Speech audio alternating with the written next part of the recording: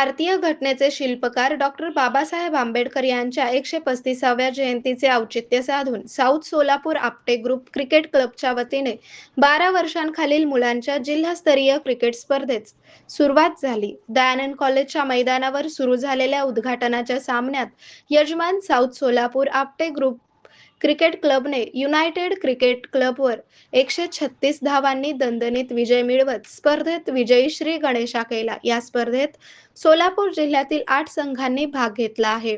साखळी पद्धतीने हे सामने खेळवले जाणार आहेत.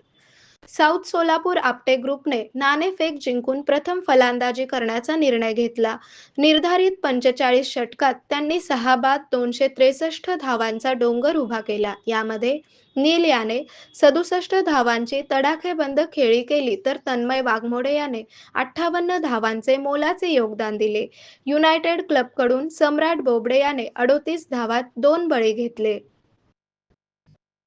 264 धावांच्या आव्हानाचा पाठलाग करताना युनायटेड क्रिकेट क्लबचा डाव साऊथ सोलापूरच्या भेदक गोलंदाजी समोर गडगडला. संपूर्ण संघ 28.1 षटकात अवघ्या 127 धावांवर तंबूत परतला. युनायटेडकडून सम्राट बोबडे याने सर्वाधिक 33 धावा केल्या. साऊथ सोलापूरच्या समर्थ दे शेट्टी याने अवघ्या 26 धावात 5 बळी टिपत प्रतिस्पर्धी संघाचे कंबरडे मोडले.